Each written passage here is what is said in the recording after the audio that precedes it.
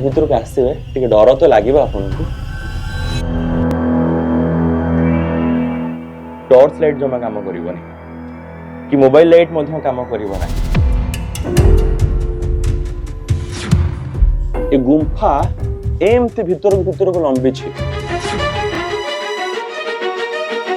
एक कथा कह जाऊँ पटे ए दिगरे किछि किलोमीटर परे व्यास सरोवर रही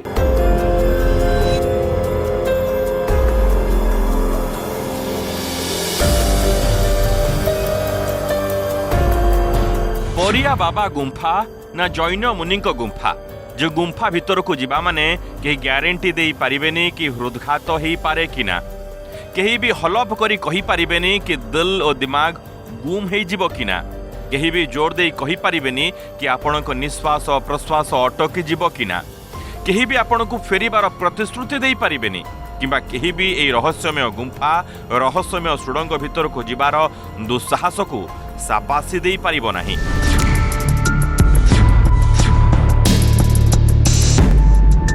किंतु ए प्राचीन गुंफा को नहीं ही ए अलौकिक असरा सुड़ंग को नहीं ही विश्वास अविश्वास अंधविश्वास एथरर अध्याय।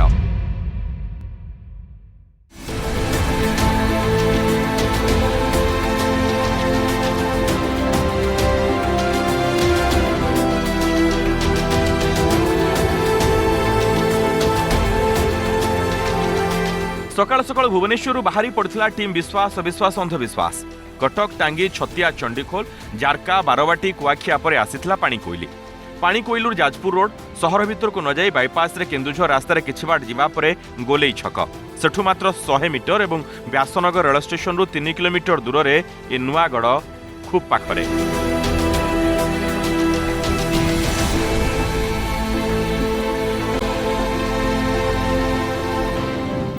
ए तमाम अंचल नुआगढ़ पानी कोइलुरु केन्दुझर जिबा बाटरे गोलेई छक निकटरे ए जगह एवं ए नुआगढ़ रे रही एक गुंफा जो रहस्यमय गुंफा जहाकु नहीं आजिर अध्याय।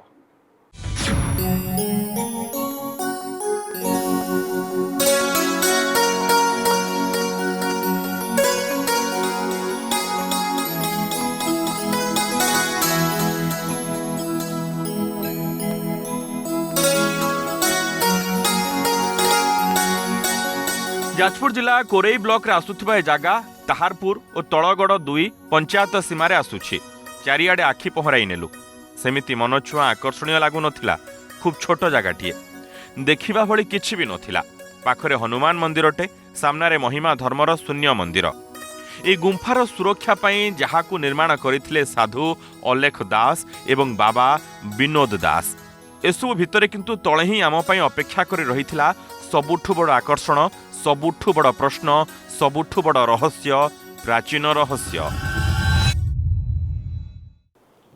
जेतेबेले ए अंचल घनघोर जंगल रे परिपूर्ण थिला से समय रे एठी जने साधु रहुथिले साधुंकर ये थिला रहणी स्थल सेतेबेले एठी सेमिति किछ अलौकिक घटना मध्य घटुथिला ए गुंफा रहस्यमय गुंफा आसंतु भितरु को जिबा।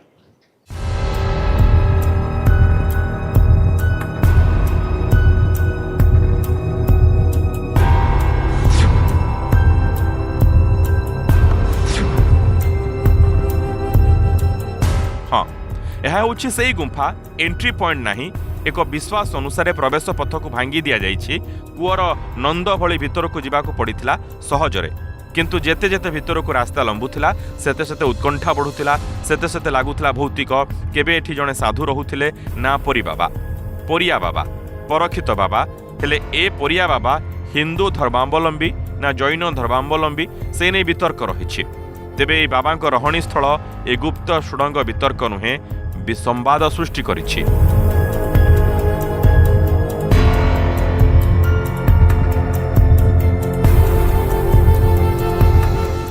गुंफा भितर के आसवे टे डर तो लगे आपको आउ गोटे कथा कही दौचे जितेबले आपण ए पाख को आसवे गुंफा निकट को आसवे टॉर्च लाइट जमा काम करनी कि मोबाइल लाइट काम करना आम गोटे बड़ लाइट रखीचु कैमेरा लाइट से अंचल किछिटा दृश्यमान होची किंतु आपन टीवी स्क्रीन बहुत अंधार देखा जदि आपण दीप जळैकी आसिबे ताहले आपणको ए गुंफा भितर पूरा आलोक देखा जिवो।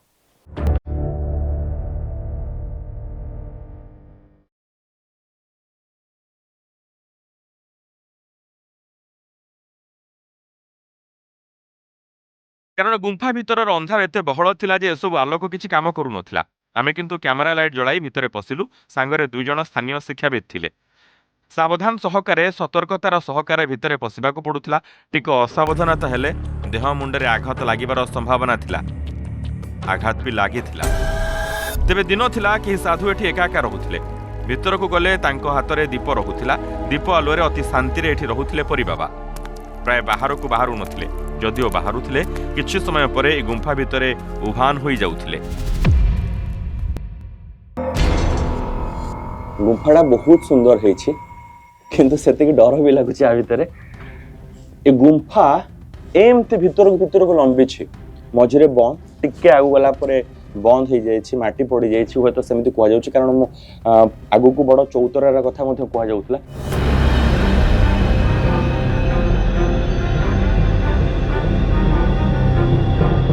परी बाबा जीए केबे एठी रहुथिले किंतु देहत्याग पूर्वरु स्थानीय भद्रलोकଙ୍କ पाखरे रखि जाइछन्ति प्राचीन पोथी। 5 शालग्राम 5 सुना काठी एवं चमत्कार कथा एया कि मृत्यु पूर्वरु एया कहि जाइछन्ति परी बाबा कि मु दिने आसीबी ए सबु नै जिबी। जे एठी जतले परी बाबा आसी पहुँचिले परी बाबा होचन्ति हमर निममुंडु लोक। से कागुरी कामाख्या पळैथिले। सी जो आसिले से हिंदी में कथबार्ता करती। सी जो समय आसला कहले कृष्ण मोर समय होगला मु बर्तमान मु पलैबी। सी मो बापा को 5टी शालग्राम 5टी सुना काठी पोथी से देकी जाइछन। से कहले मु आसिक तो घर मागिकी नेबी। आमे सेही वर्षटू ब्राह्मण पूजा करि आसु आम घरे।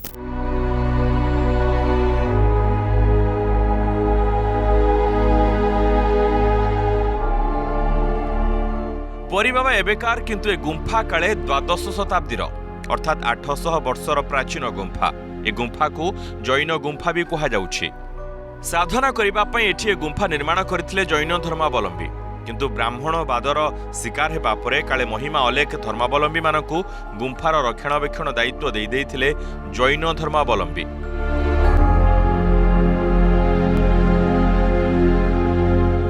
एक कथा कहा जाउछि एई पटे एई दिगरे किछि किलोमीटर परे व्यास सरोवर रहिछि। व्यासनगर पाखरे से पर्यंत काले ए गुंफा लंबी छि एवं एठी आउ केही मध्य कहुछंती ए गुंफार बाट आहुरी मध्य अनेक स्थान को रहिछि। एठी जे साधु रहुथिले से बाट दे जिबा आसिबा करुथिले एवं ए गुंफा भितर पसि सारिबा परे आहुरी मध्य छोट छोट बाट देखा जाउछि। गुंफा देखा जाउछि। आ तळुकु तळुकु विभिन्न दिगकु मध्य ए गुंफा एमति लंबी छै।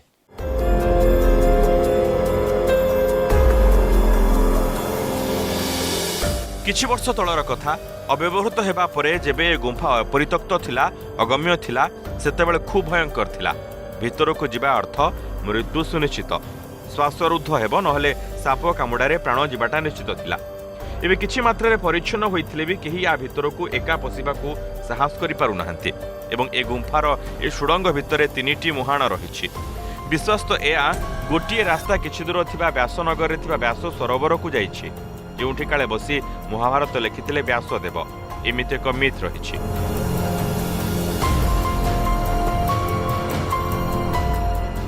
आमे मध्य 85-86 मसीह शुणीचु जे साधु सन्त मैंने आसुँच। साधु सन्त आसिक कुआड़े शून्य गुंफा भितर से तपस्या करती कुआड़े अंतर्ध्यान होते पुणी बाहरती।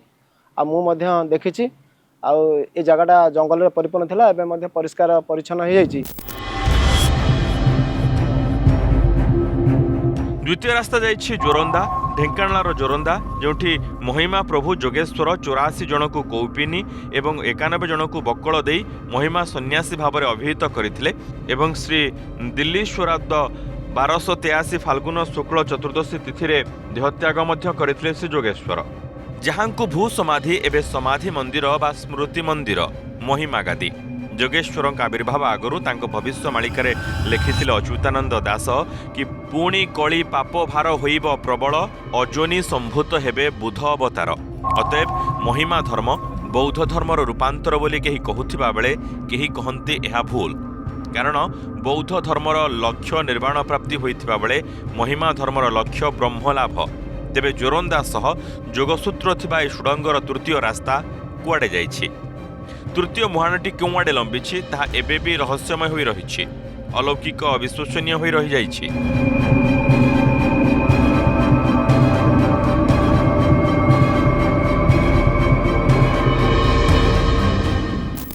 आम टीम एबे जोठी ठिया ହେଇଛି शून्य मंदिर पाखरे एवं मु जोठी अछि ए माटी तळे गोटे बड़ चौतरा रहिछि, जो चौतरा को बाट रहिछि से गुंफा भितरे। ए चौतरा एमिति को चौतरा दिन थिला एठी शह शह लोक भजन कीर्तन करुथिले। एबे से चौतरा जाय बाट सेमिति नाही, किंतु एठी मध्य ए गोटे रहस्य रहिछि।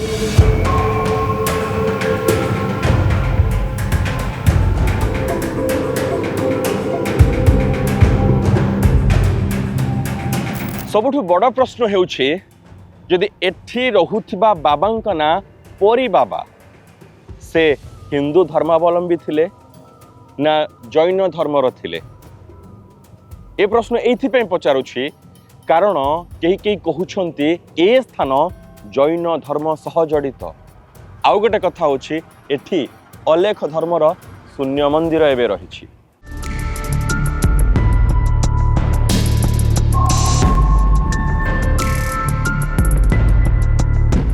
कहीं जैन गुंफा कहते हुए तो एथिपाई कारण भारत एमिति एक देश जो देश में हिंदू धर्मर सृष्टि, सिख धर्मर सृष्टि, महिमा धर्मर सृष्टि, बौद्ध धर्मर सृष्टि और जैन धर्मर सृष्टि। और जैन धर्म को बाद दे ओडिशार इतिहास लिखा जाई पारेना कि ओडिशा को बाद दे जैन धर्मर इतिहास लिखा जाई पारेना। ओडिशा रे जैन धर्म कहले प्रथमे जहांको ना आसीबो से हेउछंती जैन राजा खारबेल, महा मेघ बाहन ऐर खारबेल। तांकु भी कहा जाउथला खर बल अर्थात प्रखर बल। केही कहती खार अर्थात लवण बेलार अधिपति।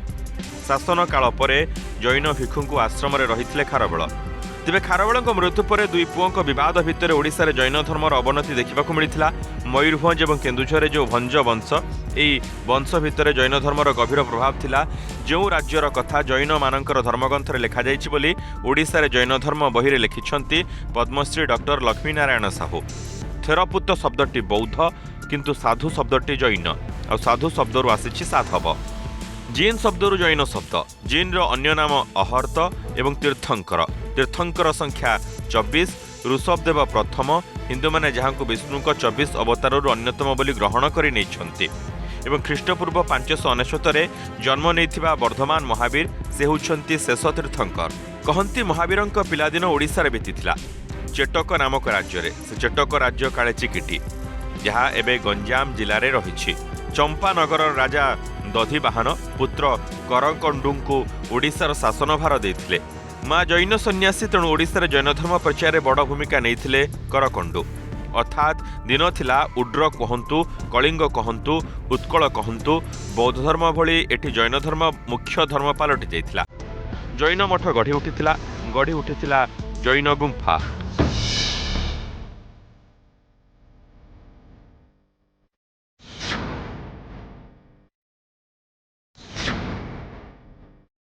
तेणु ए गुंफा जे जैन गुंफा सेमिति मने होउछि। ऐतिहासिक माने वास्तव आलक्ष्य देई पारिबे।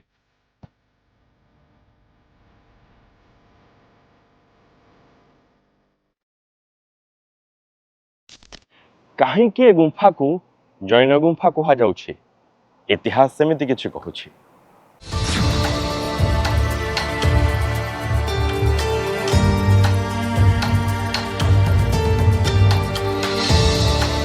केमिति न कहब इतिहास कारण बौद्ध धर्म भली काले जैन धर्म वैदिक कर्मकांड, जीवहत्या, व्यवसापक्ष यज्ञानुष्ठान, जाति प्रथा आदिर विरोध करिथिला।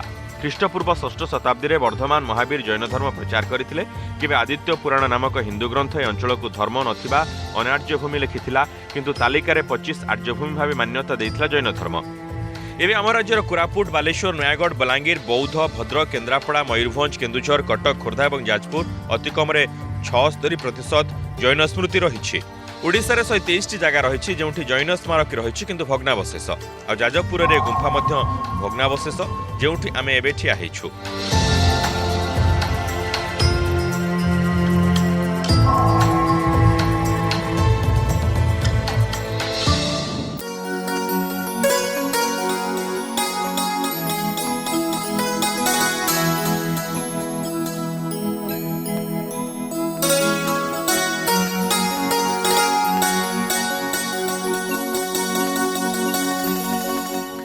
ଏବେ ନା ବ୍ରାହ୍ମଣୀ ଦେବୀ କିନ୍ତୁ ଦିନେ ଏହା କାଳେ ଜୈନ କ୍ଷେତ୍ର ଥିଲା। ଜୈନ ଧର୍ମାବଲମ୍ବୀ ମାନଙ୍କର ବିଚରଣ ଭୂଇଁ ଥିଲା। କିଛି ଦୂରରେ ପଦ୍ମାରାଣୀଙ୍କ ପୀଠ ରହିଛି ଯାହା ଜୈନ ମାନଙ୍କର ପୂଜିତା ଦେବୀ। ଆଉ ନୂଆଗଡ଼ ଜୈନ ଗୁମ୍ଫାଠାରୁ ମାତ୍ର 1 କିଲୋମିଟର ଦୂର ତଳଗଡ଼ ନଗୁଆଁରେ ଏ ପୀଠ ବ୍ରାହ୍ମଣୀ ଦେବୀ।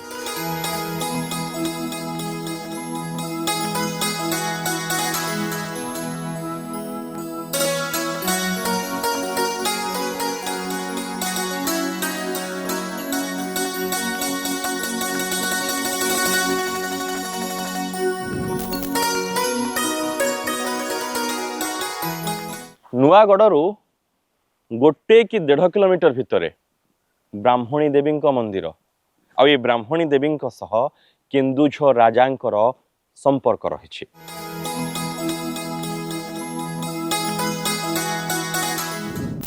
ନୂଆଗଡ଼ ଜୈନ ଗୁମ୍ଫା ନିକଟରୁ ଏଠି ବ୍ରାହ୍ମଣୀ ଦେବୀଙ୍କ ନିକଟକୁ ଆସିବାର ଉଦ୍ଦେଶ୍ୟ ଏହା ରହିଛି ଯଦି ସେଠି ଜୈନ ଗୁମ୍ଫା ନିକଟକୁ ଜୈନ ସନ୍ନ୍ୟାସୀମାନେ ଆସୁଥିଲେ ଏଠିକି ମଧ୍ୟ ସେମାନେ ବରାବର ଆସୁଥିଲେ ଜୈନ ସନ୍ନ୍ୟାସୀ। ଆଉ ଜୈନ ସନ୍ନ୍ୟାସୀ ଆସିବାର ଏଠି ମଧ୍ୟ କିଛି ପ୍ରମାଣ ରହିଛି।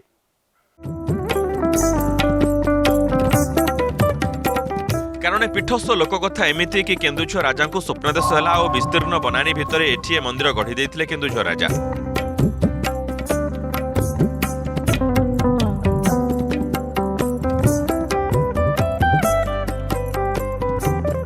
ଏମିତି ଲୋକକଥା ଓ ଲୋକକଥା ଅନୁସାରେ ଏ ମନ୍ଦିରର ନିର୍ମାଣ ବୟସ ସେମିତି କିଛି ଅଧିକ ବୋଲି ମନେ ହେଲା ନାହିଁ।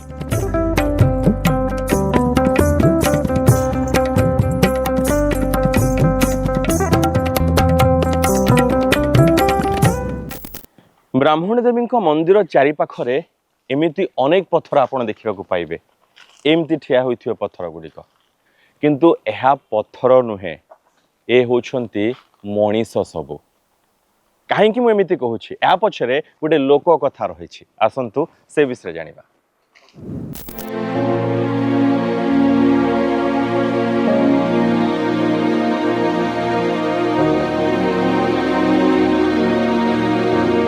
କିଏ ଦେଖିଛି ଏ ପଥର ମଣିଷ ଥିଲା କି ନା?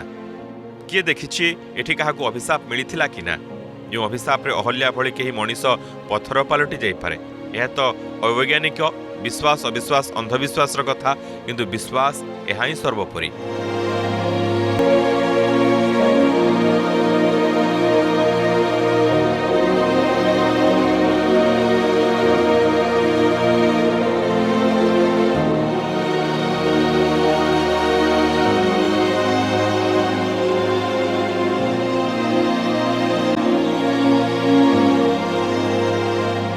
ब्राह्मणी देवी गोटे हिस्टोरिकल प्लेस। एटी आप देखिपे जो सब आपणकर जो माकड़ा पत्थर बा स्टोन सब इमेज गुड़ा अच्छा छोट बड़ होती आम शुणुचु से बरजात्री कौन से कारण अभिशाप कि कौन कारण से सब पत्थर पलटि जाती। आग जुगे लोक मैंने कहते जे जड़े कन्या बहुत निज माँ तो ना साबतमा सब जिन देते आगे तो आमर अच्छे साबतमा मैंने पात्र अंतर करती कि से साबतमा सब जिन देते जमी लोक निंदा न करेंगे ए टू जेड देते यौतुक हिसाब से सब देते कलापाती दे नथिले कहले माँ मु सब जिन देती तू के पछकू अनेबुनी पछकू आसबुनी आउ जहाँ दरकार फेरिले तो मुझे देवी पछकू अनेबुनी आ से बरजात्री मैंने आगे एवं तो आम विभिन्न प्रकार जानवाहन गाड़ी घोड़ा व्यवहार कर चलिकी कांधे भार बोहिकी सब जिन नौते हठात से झीटी कौन कला पछकू अनेदेला। पछकू अनेदेवार कारण हो माँ ताको कलापाती देची कि नहीं आम जहाँ शुणीचु पछकू अनेदेवा द्वारा बरजात्री से झील सब से पत्थर हो जाती।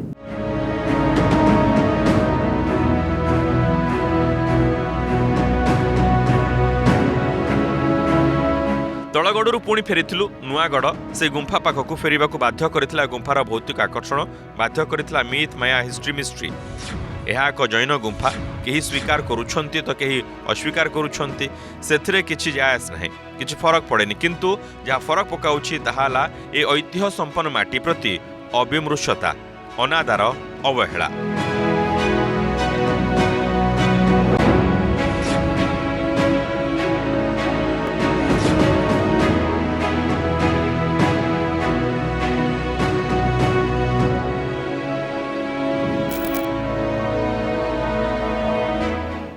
विडंबना यह होछि गोटे ऐतिहासिक जगह एटा यहाँ नहीं कि अनेक रहस्य रोमांच रही किंतु दुखर कथा यार रक्षणाबेक्षण ना भितर को गले असना पड़ी असामाजिक लोक मैंने बसुंट मुझे कहीं एक कौच आप बुझीपे जदि एप्रति टे दृष्टि दि जाता ताहले यह आम पर पीढ़ी सहायता हो रही पारंता।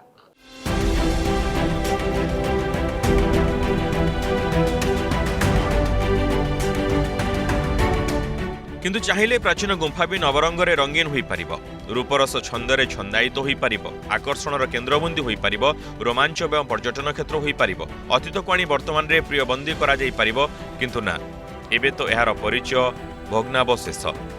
तेणु किछि भंगा ददरा शिलाखंड को नहीं केवल चित्कार करुछि जाजपुरर ए रहस्यमय जैन गुंफा।